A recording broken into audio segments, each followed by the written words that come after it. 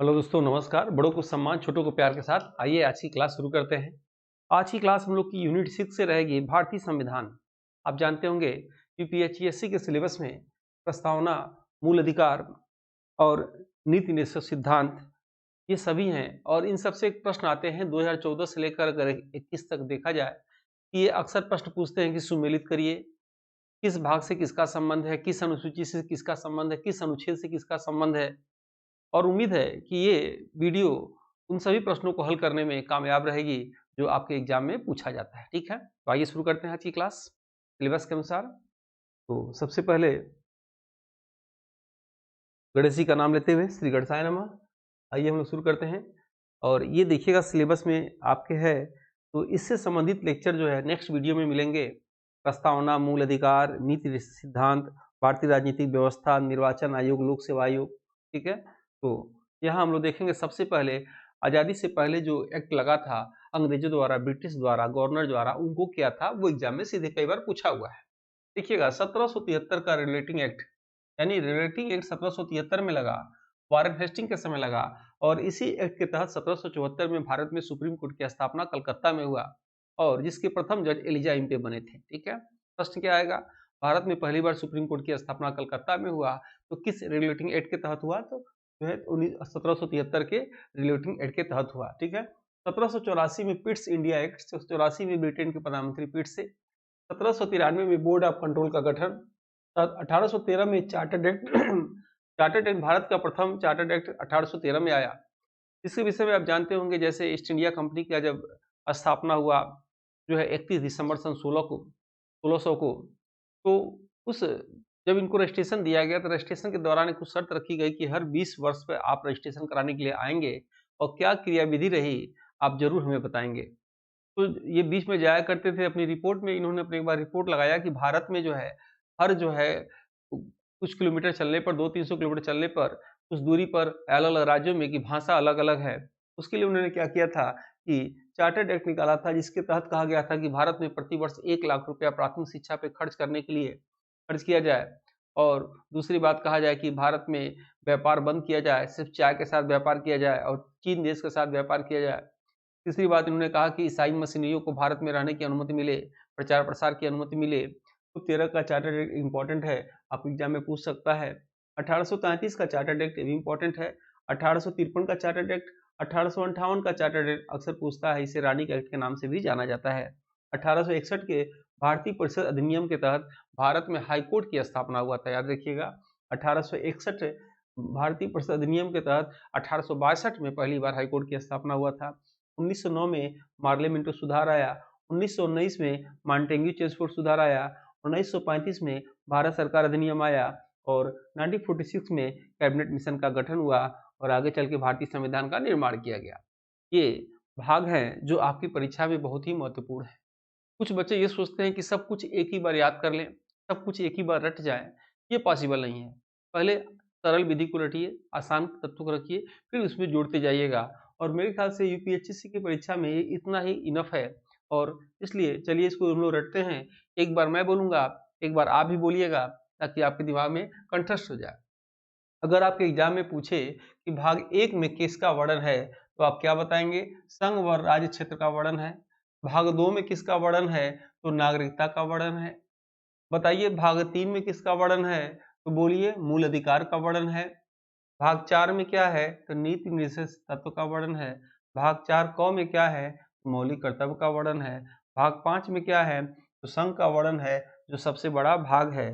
भाग 9 में क्या है? पंचायत का वर्णन है। भाग 9 क में क्या है? नगरपालिका का वर्णन है। भाग 11 में क्या है?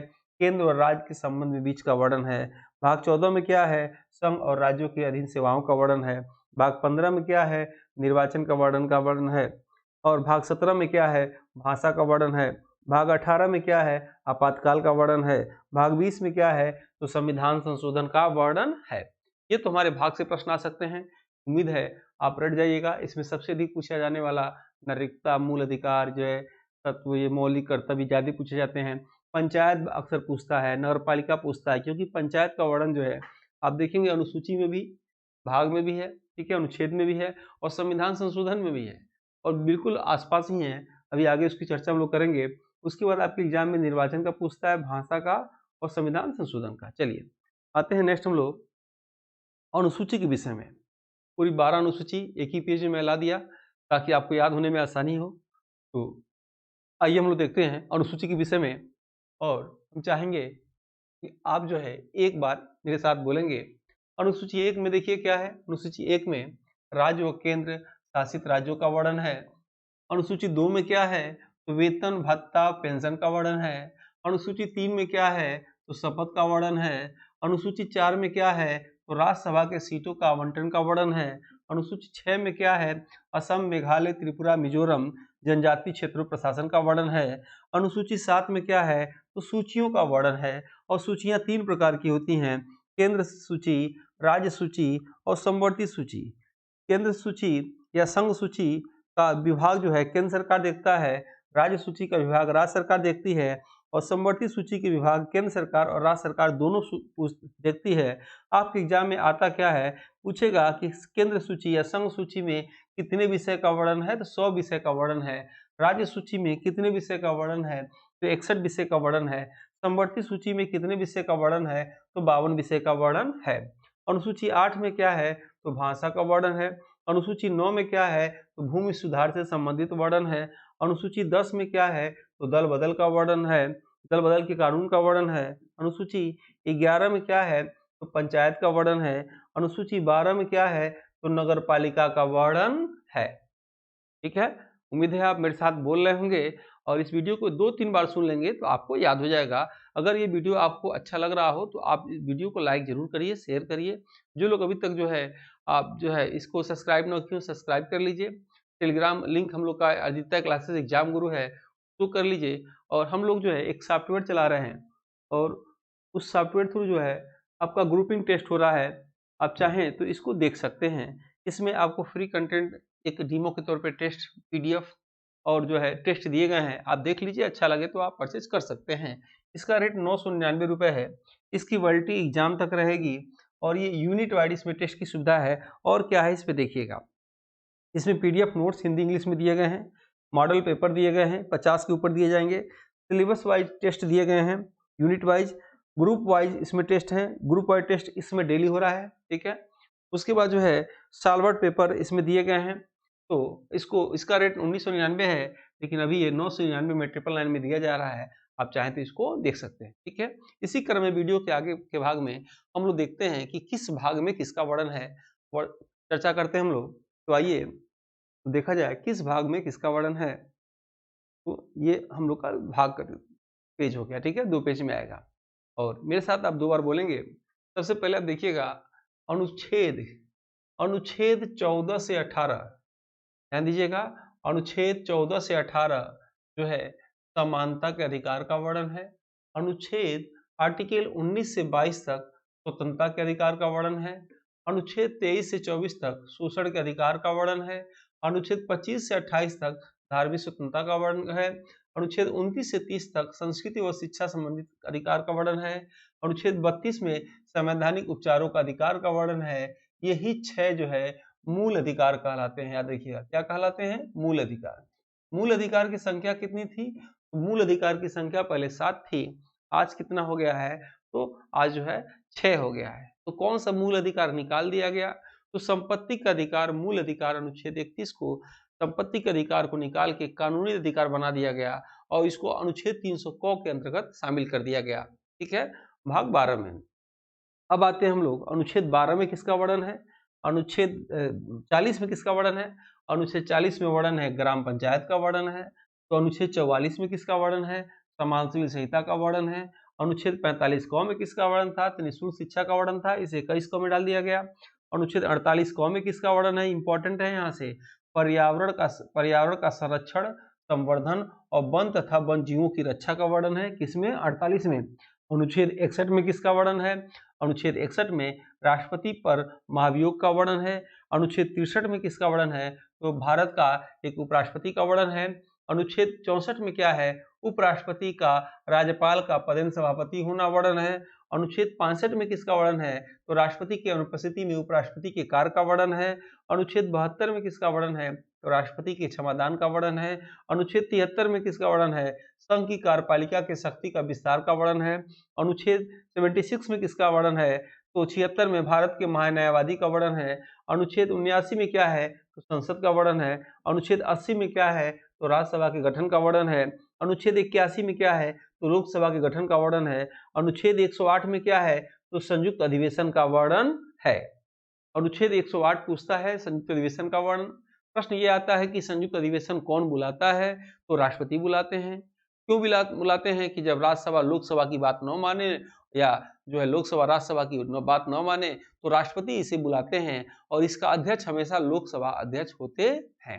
ठीक है, आप कमेंट बॉक्स में लिख के बताएंगे कि जो है कितनी बार संयुक्त अधिवेशन भारत में बुलाया गया है और किस किस सन में बुलाया गया है, मैं देखना चाहता हूँ। ठीक है, अब आते हैं हम लोग इसके आगे।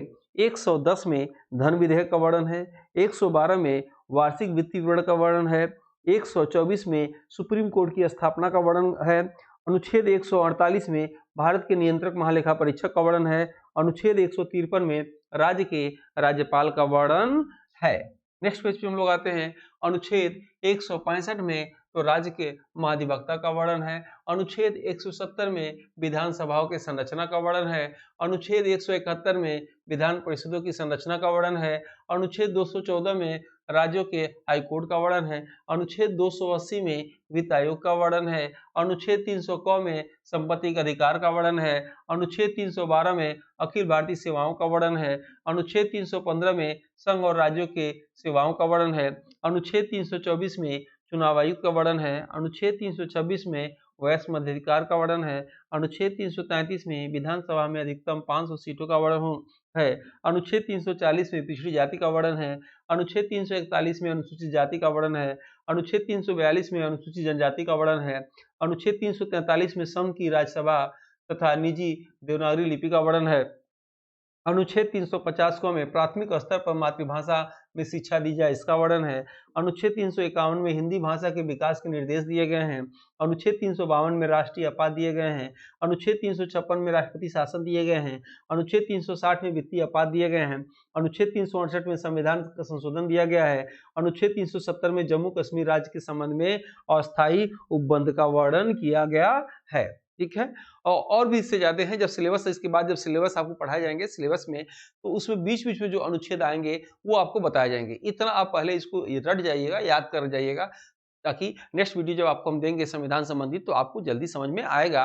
और मॉडल पेपर भी हल कराने जा रहे हैं। तो मिलते हैं हम लोग इसी के साथ। और जो है वीडियो आपको अच्छा लगे तो लाइक जरूर करिए, ताकि मुझे मेरा मोटिवेशन बने और मैं ऐसे ही आप लोग के लिए वीडियो बनाऊँ। याद रखिएगा, ये चैनल यूपीएससी के लिए समर्पित है और मेरा भी सभी वीडियो आप देखते होंगे यूपीएससी से संबंधित आता है। इसलिए एक सदे सब जाए। कोई भी जो भी आपको अच्छा लगता हो, एक चैनल एक बुक कई बार पढ़िए, आपको जरूर लाभ करेगा। मिलते हैं नेक्स्ट वीडियो में। जय हिंद, जय भारत।